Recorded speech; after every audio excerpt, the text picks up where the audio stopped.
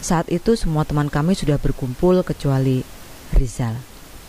Edo memanggil-manggil nama Rizal, tapi Rizal belum juga keluar. "Zal, udahan, udah mau maghrib nih." Sanusi ikut berteriak memanggil Rizal, tapi Rizal tetap tak tampak batang hidungnya.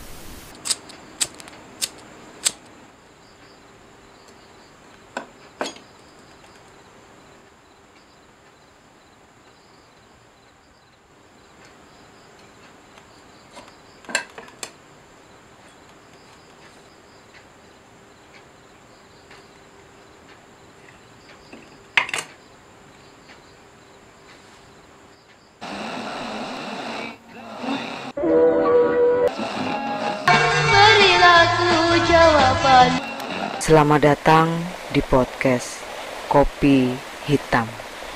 Halo para pendengar podcast Kopi Hitam. Jika Anda menjadi salah satu korban penculikan, mana yang Anda pilih? Diculik alien, diculik sindikat perdagangan manusia, atau diculik bebek gombel? Kalau saya sih nggak bakal mau milih. Bodoh banget kalau mau milih salah satunya. Oke, untuk kali ini saya akan membacakan sebuah cerita, sebuah kisah nyata yang terjadi di daerah Sumatera, lebih tepatnya di Provinsi Jambi. Cerita yang dikirim oleh Tata Widarta dengan judul Kacal Pancit. Sambil membacakan cerita, silakan nikmati kopi Anda hari ini. Cerita yang berjudul Kacal Pancit. Kisah ini terjadi sudah cukup lama. Jadi kalau ada bagian-bagian yang janggal, aku minta maaf. Itu mungkin karena aku sudah lupa. Tapi aku akan berusaha merangkai cerita ini untuk para pendengar. Aku tinggal di sebuah tempat bernama Kuala Tungkal, sebuah kota kecil di dekat pelabuhan kecil menuju Batam. Sekarang pelabuhan itu menjadi salah satu pelabuhan internasional. Saat kejadian itu, usiaku kira-kira 11 tahun. Penduduk di sini rata-rata berprofesi sebagai nelayan pencari ikan di sepanjang sungai yang bermuara ke laut lepas. Sementara perkampungan kami terdiri dari rumah panggung karena tanahnya yang berawa, yang kalau diinjak, kaki kita akan amblas ke bawah. Jalanan, kecuali jalanan utama, berupa jembatan kayu setinggi lantai rumah. Setiap rumah memiliki jembatan menuju jembatan ke arah jalan. Bisa dibilang, kami jarang menginjak tanah kecuali yang rumahnya dekat dengan jalan utama. Tinggi lantai rumah kira-kira 1-1,5 meter. Jembatan-jembatan jalan itu hanya berupa papan-papan yang disusun sedemikian rupa lalu diperkuat dengan paku-paku. Jembatan-jembatan itu juga tanpa pembatas di kedua sisinya. Seringkali jembatan itu memakan korban kuku dan kaki. Kami anak-anak seringkali berlari tanpa kendali dan tersandung papan yang kadang ada yang pakunya longgar sehingga sedikit renggang ke atas. Kadang kuku kami copot atau daging kaki yang sobek karena kepala paku yang longgar, atau terjun bebas ke rawa yang dalamnya setinggi orang dewasa. Tapi seperti kebanyakan anak-anak, kami menikmati masa kecil kami dengan gembira. Kecuali mungkin salah satu teman kami yang akan menjadi tokoh sentral dalam ceritaku ini. Namanya Rizal. Usianya setahun lebih muda dariku. Badannya sama kecil denganku. Berkulit gelap dan berhidung mancung. Mirip keturunan India. Dia termasuk anak yang ceria. Banyak omong dan hobi mendongeng. Bahan ceritanya banyak, terutama dongeng rakyat Melayu. Kalau dia lagi mendongeng, kami semua terpaku dengan ceritanya. Walaupun cerita itu sudah pernah dia ceritakan. Dia pintar membawakan cerita dengan bumbu humor dan cara bercerita yang kocak. Dia bisa menirukan berbagai suara hewan dan manusia dari jenis kelamin dan usia yang berbeda-beda, sesuai cerita yang dia bawakan. Karena keterbatasan lingkungan, jenis permainan kami tidak sebanyak anak-anak yang tinggal di atas tanah. Biasanya kami bergiliran mendongeng. Walaupun tidak ada yang semenarik dongeng Rizal. Selain itu, permainan favorit kami adalah kacal pancit. Kacal pancit dalam masyarakat umum biasa disebut petak umpet. Aku ingat, sore itu kami bersembilan bermain kacal pancit di halaman salah satu warga. Aku tidak ingat halaman rumah siapa. Karena bagi kami anak-anak, semua rumah warga, tidak peduli siapa pemiliknya, adalah tempat bermain. Malah kadang beberapa temanku seringkali nekat bersembunyi di dapur warga saat bermain kacal pancit. Dan tentu saja dengan resiko kena jewer si pemilik dapur. Saat itu yang dapat giliran jaga adalah Edo, teman sekelasku. Setelah selesai berhitung, kami masing-masing mencari tempat bersembunyi yang paling aman dan nyaman. Karena badanku dulu paling kecil, biasanya aku jarang ditemukan. Otomatis, aku jarang dapat giliran jaga. Setelah beberapa lama, kami semua berkumpul di dekat dinding tempat si kacal Edo menutup matanya. Yang itu berarti kami semua sudah selesai. Tapi ada satu teman kami yang belum muncul. "Nyerah!" teriak Edo. Itu berarti Rizal atau siapapun yang belum ditemukan dinyatakan menang atau pancit dan sudah pasti tidak mendapat giliran jaga selanjutnya. Saat itu semua teman kami sudah berkumpul kecuali Rizal. Edo memanggil-manggil nama Rizal, tapi Rizal belum juga keluar. "Zal, udahan, udah mau maghrib nih." Sanusi ikut berteriak memanggil Rizal, tapi Rizal tetap tak tampak batang hidungnya. Akhirnya kami memutuskan pulang ke rumah masing-masing dan tidak lagi mencari Rizal. Karena kejadian seperti itu biasa terjadi. Salah satu bentuk kelicikan anak-anak seusia kami, bersembunyi di rumahnya sendiri alias pulang tanpa memberitahukan ke teman-temannya. Tanpa mengecek rumah Rizal, kami semua yakin kalau dia bersembunyi di rumahnya sendiri. Tapi keesokan harinya, Rizal yang saat itu duduk di kelas 4 SD tidak masuk sekolah. Kami masih berpikir, mungkin dia malas. Tapi siangnya ibu-ibu di kampung bergosip di emper rumah kami. Topik gosip siang itu adalah Rizal hilang. Aku yang saat itu sedang makan di ruang depan hampir tersedak seperti di film-film saat mendengar kabar itu. Menurut Ibu Siti, tetangga samping rumah, malamnya Rizal tidak pulang ke rumah. Ibunya berpikir mungkin Rizal tidur di rumah salah satu temannya atau tidur di musola. Karena di kampung kami, tidur di musola atau tidur di rumah teman itu biasa. Orang tua tidak sekhawatir sekarang. Kebetulan Ibu Rizal, Bu Janah, adalah seorang single parent. Ayahnya sudah lama meninggal. Jadi mungkin Bu Janah tidak cukup waktu untuk mencari anaknya malam itu. Ibunya baru sadar kalau Rizal hilang saat paginya teman-temannya datang ke rumah untuk mencarinya. Dan biasanya kalaupun menginap di rumah teman atau musola, selepas subuh Rizal pulang ke rumah untuk mandi dan bersiap ke sekolah. "Jangan-jangan Rizal diculik hantu maghrib," ujar Nga Aci sambil menyuapi anaknya. Aku segera mendekat ke pintu supaya bisa lebih leluasa menguping obrolan mereka. Ibuku tertawa mendengar ucapan Nga Aci. "Itu kan hantu ciptaan kita sendiri buat nakut-nakutin anak-anak," ujar ibu sambil mengiris kunyit untuk persiapan membuat jamu nanti malam. Tapi beneran Bu," kata Pak Busra, anak temannya dulu pernah diculik hantu maghrib, ujar Nga Aci meyakinkan sambil mengusap ingus anaknya dengan jari-jarinya yang montok. Kata adik Pak Saiful, anak tetangga temannya di kota juga pernah diculik alien. Ibu berkata sarkas sambil tertawa kecil. Kau nih gak percayaan. Nanti kalau kena baru tahu rasa," ucap Nga Aci sambil kembali menyuapi anaknya dengan jari-jari montok yang tadi dipakainya untuk mengalap ingus. Sumpah, melihat itu aku berharap tidak pernah disuapi oleh ibu. Ibu cuma tersenyum menanggapi Nga Aci yang mulai terbawa suasana emosi. "Dahlah, dah usah bekelai. Pak RT dah lapor polisi," ucap Bu Siti menengahi Nga Aci dan ibuku. "Mending doain be, kasihan mamanya. Udah ditinggal suaminya, sekarang Rizal pun hilang," tambah Bu Siti mengakhiri pergosipan siang itu. Sorenya, aku dan teman-teman sepermainan juga membicarakan tentang Rizal. Kami membuat reka ulang kejadian sore itu sambil berbagi informasi tentang kapan terakhir kami melihat Rizal seperti film-film detektif yang pernah kami tonton. Masing-masing keterangan kami berbeda. Persamaannya cuma satu. Rizal terakhir terlihat ya sore itu. Lalu kami memutuskan berkeliling komplek mencari Rizal, berharap menemukan Rizal di belakang salah satu rumah atau di dalam dapur warga. Usaha yang sia-sia, karena siangnya komplek kami baru selesai disisir oleh para bapak-bapak kampung, dan mereka tidak menemukan apa-apa. Menurut ibu-ibu penggosip, Bu Jana tidak berhenti menangis selama 2 hari 2 malam. Bagaimana tidak?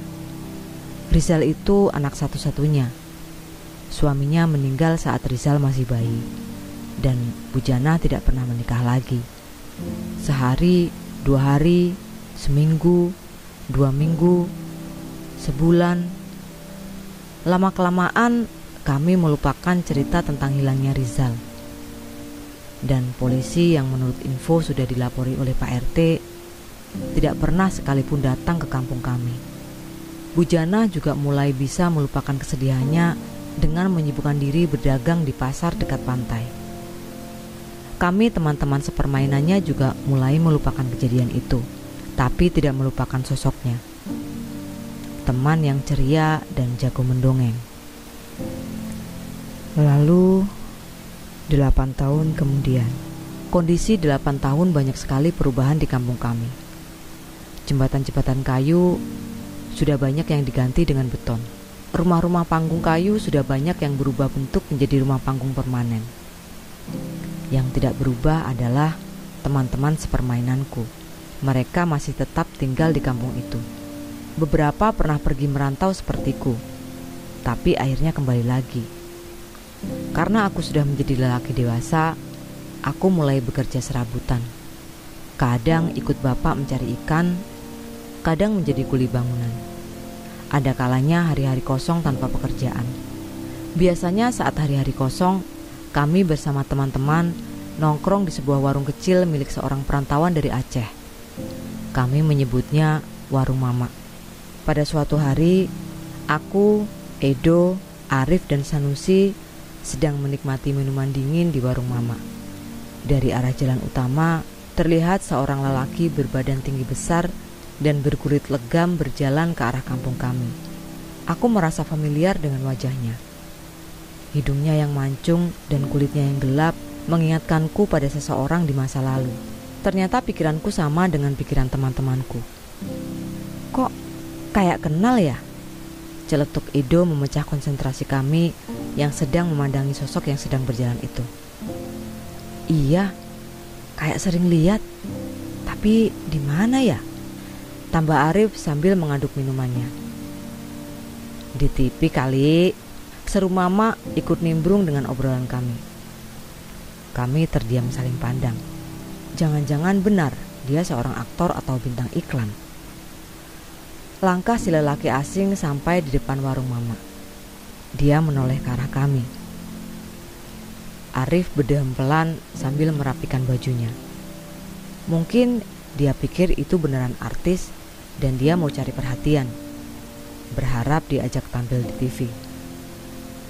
Si lelaki asing melirik kami satu persatu sambil terus berjalan melewati warung Mama.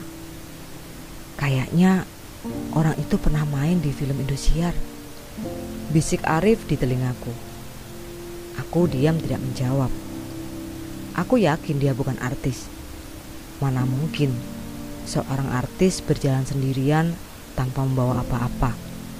Mungkin dia salah satu orang yang pernah aku temui di masa lalu. Rizal. Iya, dia mirip Rizal.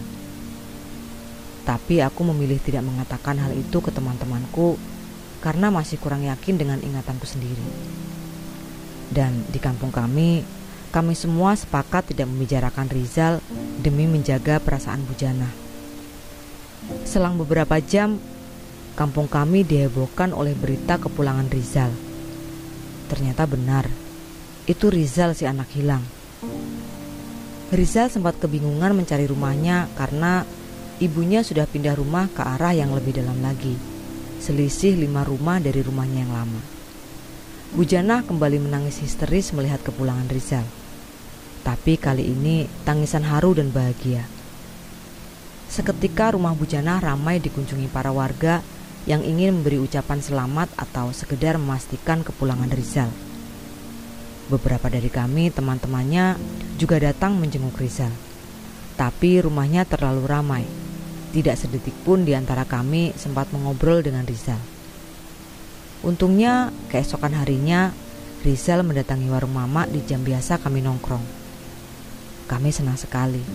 Rizal si anak hilang sudah kembali. Kami pun mengobrol panjang lebar soal apa saja. Wajar jika kami tidak mengenali Rizal yang sekarang tinggi besar. Karena setahu kami dulu Rizal kurus dan pendek. Tapi ada yang aneh. Berkali-kali kami semua menanyakan kronologi hilangnya Rizal dari versi dia, tapi sesering apapun kami bertanya, tak sekalipun dia menjawab. Dia cuma tersenyum atau mengalihkan pembicaraan kami. Karena merasa tidak sabar dengan kediaman Rizal, Sanusi mulai terpancing emosi dan bicara agak kasar ke Rizal. Menurutnya, dengan mengabaikan pertanyaan kami, Rizal tidak menghargai kami sebagai teman-temannya. Tapi Rizal tetap tidak bergeming. Akhirnya kami menyerah dan mengabaikan misteri hilangnya Rizal. Hari-hari setelahnya, Rizal menjalani kehidupan normal seperti dulu bersama Bu Janah dan bergaul bersama kami seperti dulu. Hanya bedanya, dia jauh lebih pendiam. Dan seringkali dia tiba-tiba menghilang. Maksudnya, tiba-tiba dia tidak ada di antara kami tanpa satupun yang tahu keberadaannya. Tentang bagaimana Rizal hilang dan bagaimana 8 tahun kemudian dia kembali, tetap menjadi misteri yang hanya Rizal dan Allah yang tahu. Orang-orang di kampung dan juga kami punya prediksi sendiri-sendiri tentang misteri itu. Ada yang bilang dia pergi ke Batam dan bekerja di sana. Ada juga yang menganggap dia diculik hantu maghrib. Ada juga yang berpikir bahwa dia korban human trafficking. Rizal bukan tidak mendengar gosip-gosip seputar dirinya. Dia tahu bahwa dia dibicarakan banyak orang. Tapi dia tetap dengan kediamannya. Sementara ibunya tidak terlalu mempermasalahkan bagaimana dia hilang dan datang. Baginya yang terpenting adalah anaknya kembali pulang. Dan aku sendiri, entahlah, mungkin benar dia korban human trafficking. Dari sekian analisa yang ku dengar, memang itu yang paling logis. Tapi bisa juga dia diajak seseorang merantau ke Batam. Cuman yang aku tidak habis pikir, 8 tahun merantau dan pulang tanpa membawa apa-apa. Apa mungkin? Atau yang paling mustahil, dia diculik hantu maghrib. Entahlah. Soal ini aku tidak berani berkomentar. Saat ini aku menetap di Pulau Jawa. Aku menjadi perantauan bersama beberapa teman dari kampungku. Terakhir berkunjung ke Kuala Tungkal kira-kira sebulan yang lalu dalam rangka libur kerja. Sore itu aku sengaja ke pantai menjelang maghrib untuk menikmati sunset. Di kejauhan aku melihat Rizal sedang duduk termenung memandang laut dengan sebatang rokok di tangan. Aku bergegas menghampirinya. Tapi belum sempat menyapanya, di belakang ku dengar ibu berteriak menyuruhku pulang. Rupanya ibu membuntutiku. Aku menolak dengan alasan hari masih belum gelap. Tapi ibu bersikeras menyuruhku pulang. Diculik hantu maghrib baru tahu rasa, dengus ibu sambil menyeretku pulang. Sejak kapan ibu percaya hantu-hantuan? Seperti anak kecil, aku menurut saja saat tanganku diseret ke sana kemari oleh ibu. Karena aku tahu, ibu selalu punya alasan yang kuat untuk urusan paksa memaksa. Di antara omelan ibu, aku masih sempat menengok ke belakang. Kulihat Rizal masih duduk di sana dan melambaikan tangannya ke arahku dengan tatapan kosong. Tiba-tiba bulu kuduku merinding. Aku membalas lambaian tangan Rizal dengan ragu-ragu. Kutinggalkan langit senja yang sore itu terlihat merah dihiasi siluet seorang lelaki yang duduk mematung memegang sebatang rokok. Sungguh pemandangan yang dramatis dan misterius. Semisterius hilangnya Rizal. Selesai. Nah, seperti kisah yang barusan saya bacakan, menurut Anda Rizal kemana selama 8 tahun menghilang? Cukup sekian cerita saya kali ini. Bagi yang belum subscribe, silahkan pencet tombol subscribe-nya. Dan sampai ketemu di cerita saya selanjutnya. Terima kasih.